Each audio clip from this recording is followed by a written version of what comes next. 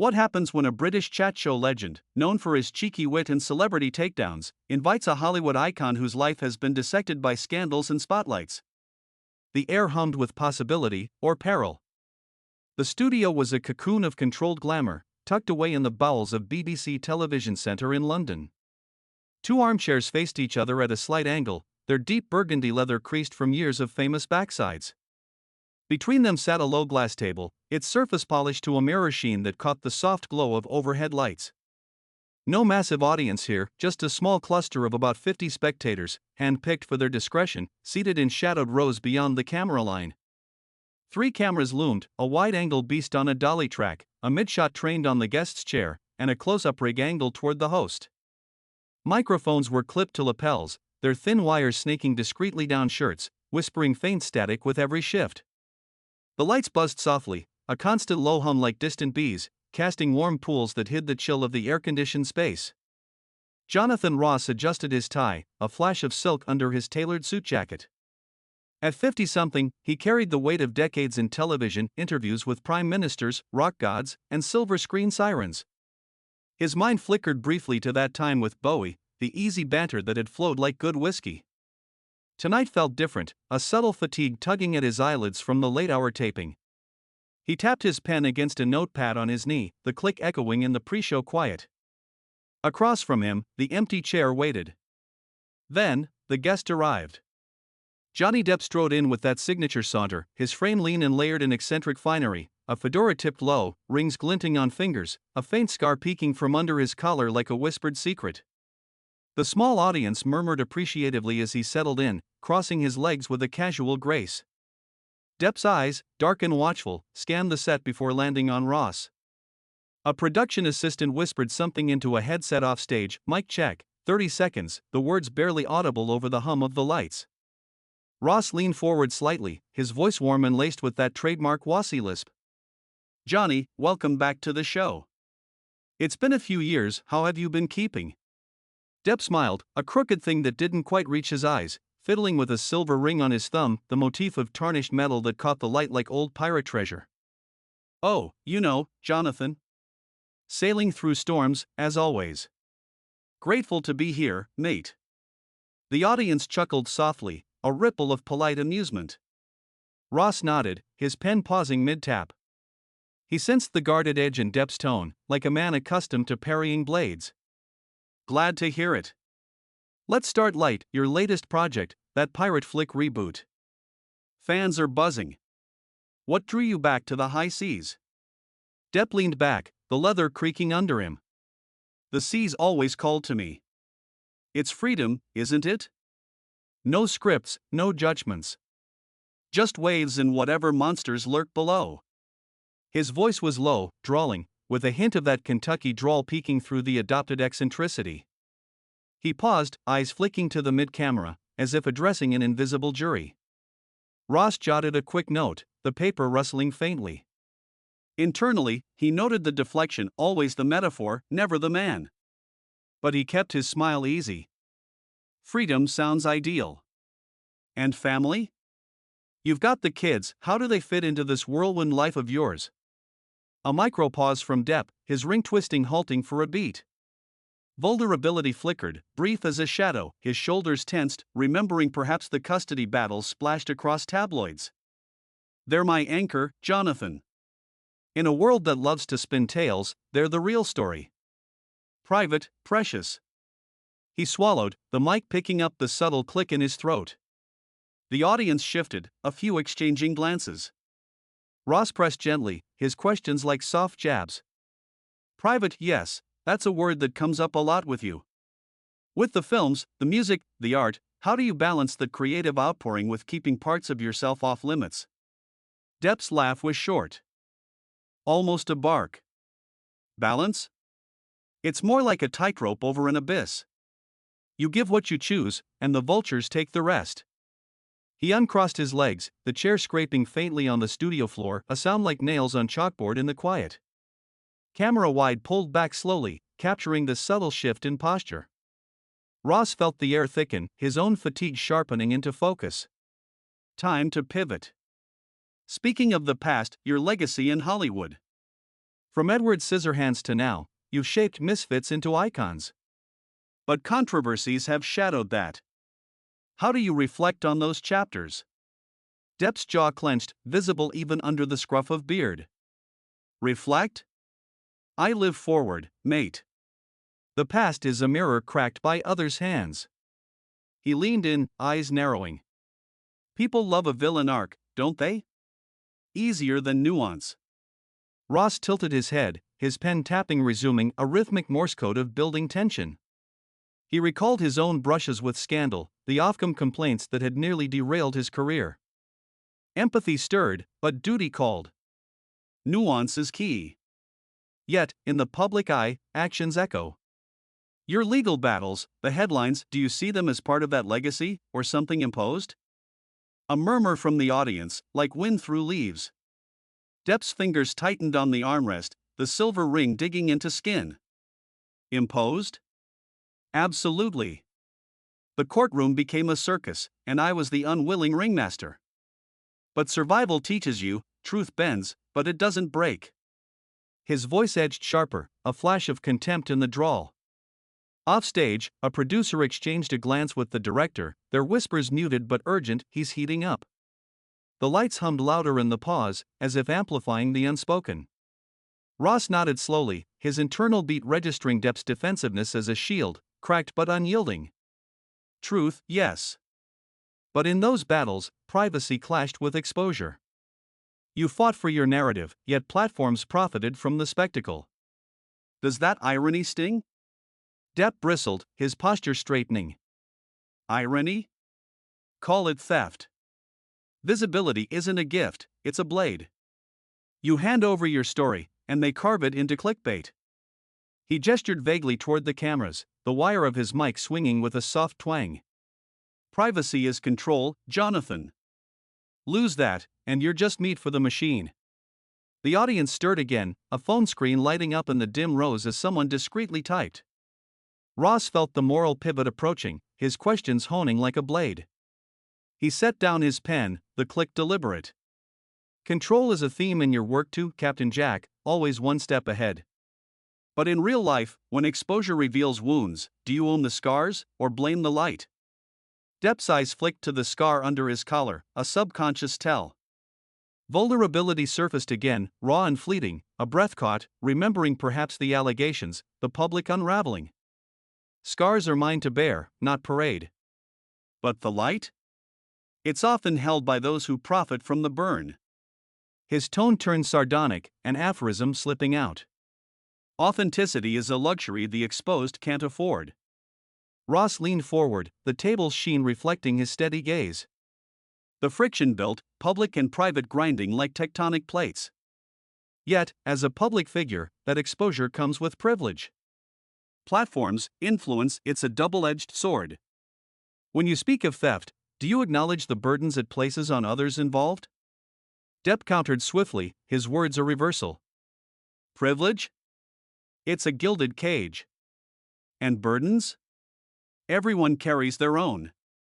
Mine just get televised. He swallowed a laugh, but it emerged as a huff, the mic amplifying the exhale. Camera tight on Depp's hand, the ring twisting faster now. Ross sensed the turning point, his own reservoir of authority bubbling up. Fatigue forgotten, he framed the moral core. Accountability, then. In the wake of it all, the trials, headlines, have you found humility in the chaos? Or does pride shield you from consequences? The audience inhaled collectively, a soft gasp rippling through. Depp's fist tightened on the chair arm, knuckles whitening. Humility? That's for those who bend. I've stood tall because folding means erasure. His voice rose. Combative yet articulate, laced with charm turned to contempt. Ross pressed firmer, his questions now pointed arrows. But consequences aren't just personal. They ripple to families, to the public discourse. When gender dynamics enter the fray, double standards emerge. Do you recognize how your platform amplifies that? Depp's eyes darkened, a storm brewing. Amplify? Or distort? The narrative flips based on who's spinning it. Trauma doesn't discriminate, Jonathan, privileged or not, it wounds deep. A transient flash, his voice cracked slightly on wounds, a micro-confession of buried pain. The producer offstage murmured into her headset, urgency in her tone. The light's hum seemed to swell, the repeated motif of Depp's silver ring catching a glare like a warning signal. Ross delivered the culmination, his voice measured but incisive, a moral judgment wrapped in empathy. Yet, in wielding that platform, humility might mean admitting that one's truth can eclipse another's suffering. Johnny, when does defiance become denial? The studio fell silent, the audience frozen. Depp's breath quickened, audible through the mic. His chair scraped back an inch, the leather groaning as he shifted, fist clenching tighter on the armrest. The wire twanged softly, tension coiling like a spring about to snap. Depp's breath quickened, audible through the mic. His chair scraped back an inch, the leather groaning as he shifted, fist clenching tighter on the armrest. The wire twanged softly, tension coiling like a spring about to snap. For a heartbeat, the studio hung in suspended animation, the small audience's collective inhale like a vacuum, the lights hum swelling into a roar in Jonathan Ross's ears. Then, Depp stood abruptly, his fedora casting a shadow over eyes that burned with a mix of fury and something deeper, perhaps betrayal. Denial? Depp echoed, his voice low and laced with venom, the drawl twisting into a snarl.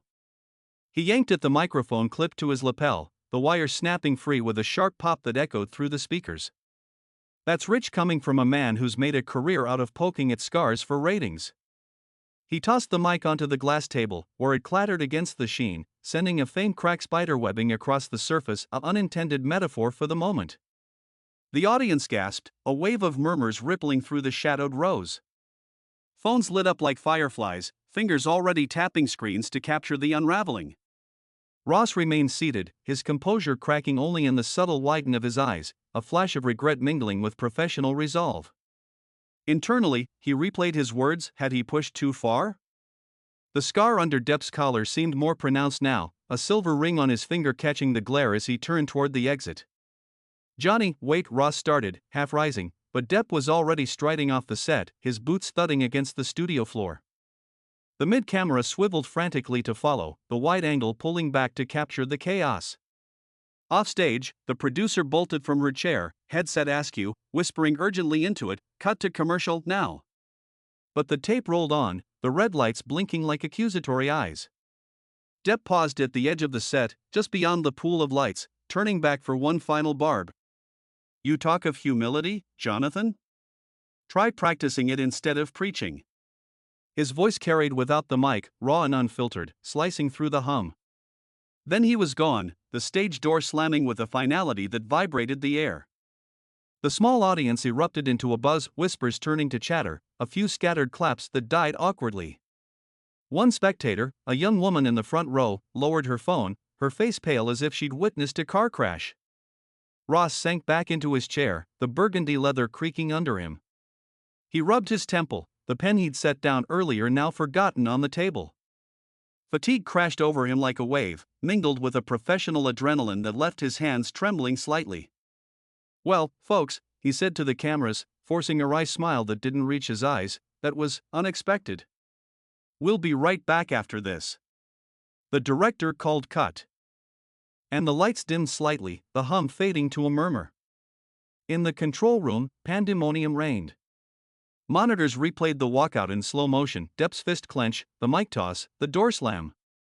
The producer paced, phone in hand. This is gold, but it's a nightmare.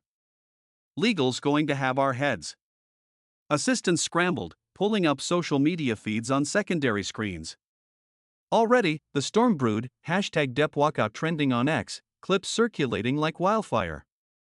One viral post from an audience member read, just saw Johnny Depp storm off Jonathan Ross, things got real about the trials. Who's in the wrong? Attached was a blurry video, the silver ring motif glinting in the frame like a recurring ghost.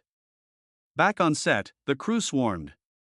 A stagehand swept up the cracked table glass, shards tinkling into a bin. Ross stood finally, straightening his tie with deliberate calm. He nodded to a passing assistant, who handed him a water bottle, the cool plastic grounding him. Internally, he wrestled with the ethics. Had he crossed from journalism into spectacle? The memory of his own scandals surfaced, suspensions, apologies broadcast to millions. Privilege and trauma, indeed, he knew the sting of exposure. As the audience filed out, whispers followed Ross like shadows. "That was brutal," one man muttered to his companion. "Ross went too far." Another, a fan in a Pirates t-shirt, shook his head. "Depp's right, needy as vultures." Phones buzzed incessantly, notifications pinging like rain on tin. Ross retreated to his dressing room, the door clicking shut behind him. He slumped into a chair, mirror reflecting a face lined with the night's toll. His phone lit up, messages from producers, agents, even a text from his wife. "Saw the clip already. You okay?" He typed back slowly, fingers hesitant. "Fine. Just doing the job." Meanwhile, Depp emerged into the London night, the BBC building's facade looming under streetlights. His driver waited, engine idling, but Depp waved him off, opting for the cool air. He lit a cigarette, the flame flickering against his rings, smoke curling like unresolved thoughts. The walkout replayed in his mind, the moral pivot, the cutting line. Defiance into denial? It stung because it grazed truth. His platform had amplified pain, his and others. A flash of vulnerability hit him again, unbidden, the courtroom echoes, the public dissection of private wounds. Gendered double standards, he'd felt them, the way narratives twisted based on who told the story.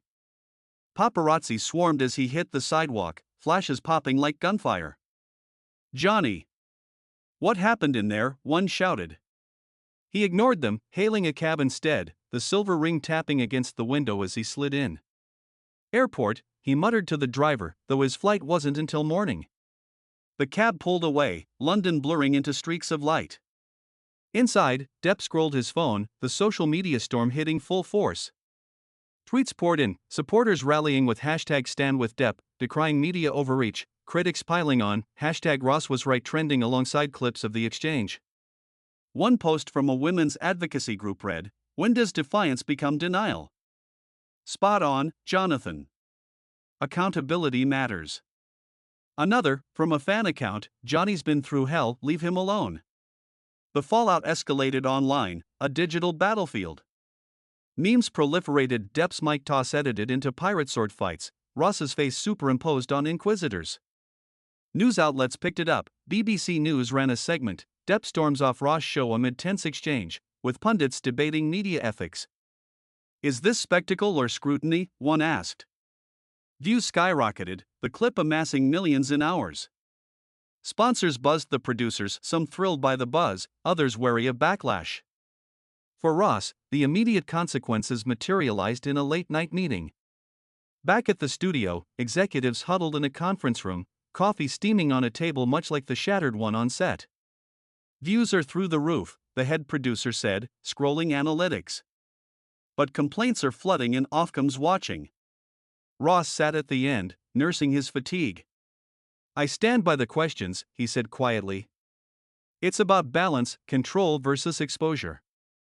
Nods around the table. But tension lingered. His agent called later, "This could boost your profile or burn it. Lay low."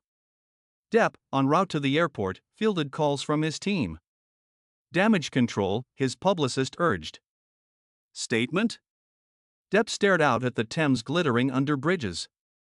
"No. Let it stand." Personal toll weighed heavier, a text from his daughter, "Dad, saw the clip. You okay?" He replied, "Always, kiddo. Just waves." But inside, the themes churned, authenticity versus performance. Had his walkout been defiance or denial? The scar under his collar itched, a reminder of wounds both shown and hidden. As dawn crept over London, the storm showed no signs of abating. Social media metrics climbed, #Depp vs Ross dominating feeds, polls splitting opinions down gendered lines. One viral thread dissected the interview, "Privilege meets trauma, Depp's got both, but so do his accusers." Media's role? Expose without exploiting. Comments raged, a microcosm of broader debates. In the end, resolution came not in reconciliation but in quiet consequence. Ross, back home, poured a whiskey, reflecting on the night's subtext. He'd exposed a nerve, but at what cost? A subtle shift in his approach loomed, more empathy in future probes, less spectacle. For Depp, landing in Paris the next day, the walkout crystallized a boundary. Narratives were his to reclaim. He sketched in a notebook, the silver ring leaving indents on paper, a pirate ship weathering a storm, captain at the helm. The interview, fractured as it was, lingered in public memory, a testament to the fragile dance of control and exposure. No apologies exchanged, no bridges rebuilt, but in the fallout's wake, both men carried forward a resonant scar, the understanding that truth, once unleashed, reshapes all it touches. The light's hum faded, but the echo remained.